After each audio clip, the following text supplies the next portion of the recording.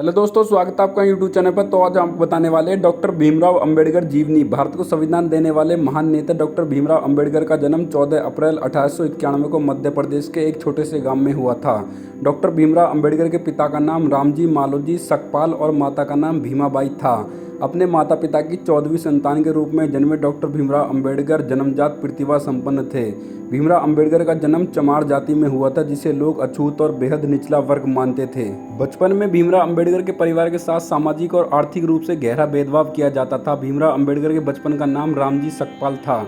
अंबेडकर के पूर्वज लंबे समय तक ब्रिटिश ईस्ट इंडिया कंपनी की सेना में कार्य करते थे और उनके पिता ब्रिटिश भारतीय सेना की मऊ छावनी में सेवा में थे। भीमराव के पिता हमेशा ही अपने बच्चों को शिक्षा पर जोर देते थे। आरंभिक जीवन। डॉक्टर भीमराव अंबेडकर जी का जन्म ब्रिटिशों द्वारा केंद्रीय प्रांत में स्थापित नगर व सैन्य छावनी महू में हुआ था।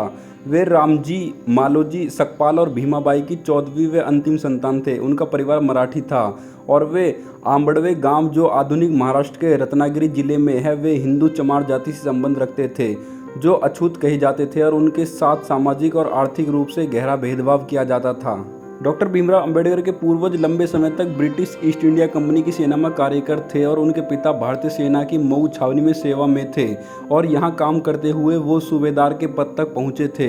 उन्होंने मराठी और अंग्रेजी में औपचारिक शिक्षा की डिग्री प्राप्त की थी। उन्होंने अपने बच्चों को स्कूल में पढ़ने और कड़ी मेहनत करने के लिए हमेशा प्रोत्साहित किया था। रामजी अंबेडकर ने सन 1898 में पुनर्विवाह कर लिया और परिवार के साथ मुंबई चले आए। यहाँ doctor Bhimrao Ambedkar Elphinstone road पर स्थित गवर्नमेंट हाई स्कूल के पहले अछूत छात्र बने। पढ़ाई में अपने उत्कृष्ट प्रदर्शन के बावजूद छात्र भीमराव अंबेडकर लगातार अपने विरुद्ध हो रहे इस अलगाव और भेदभाव से व्यथित रहे। सन 1907 में मैट्रिक परीक्षा पास करने के बाद भीमराव अंबेडकर ने मुंबई विश्वविद्यालय में प्रवेश लिया और इस तरह वो भारतीय महाविद्यालय में प्रवेश लेने वाले पहले अस्पृश्य बन गए। मैट्रिक परीक्षा पास की उनकी इस बड़ी सफलता से उनके पूरे समाज में एक खुशी की लहर दौड़ गई, क्योंकि तब के समय में मैट्रिक परीक्षा पास होना बहुत बड़ी बात थी और अछूत का मैट्रिक परीक्षा पास होना तो आश्चर्यजनक एवं बहुत महत्वपूर्ण बड़ी बात थी। इसलिए मैट्रिक परीक्षा पास होने पर उनका एक सार्वजनिक समारोह में सम्मान किया गया। इसी समारोह में उनके एक शिक्षक कृष्णाजी अर्जुन केलुस्कर ने उन्हें अपनी लिखी हुई पुस्तक गौतम बुद्ध की जीवनी भेंट की। श्री केलुस्कर एक मराठा जाति के विद्वान थे। इस बुद्ध चरित्र को पढ़कर पहली बार भीमराव बुद्ध की शिक्षाओं से ज्ञान लेकर बुद्ध से बहुत प्रभावित हुए। राजनीतिक जीवन। 31 जनवरी 1920 को एक साप्ताहिक अखबार मूकनायक शुरू किया। 1924 में बाबा साहेब ने दलितों को समाज में अन्य वर्गों के बराबर स्थान दिलाने के लिए बहिष्कृत हितकारिणी सभा की स्थापना की। 1932 को गांधी जी और डॉक्टर अंबेडकर के बीच एक संधि हुई, जो पूना संधि के नाम से जानी जाती है।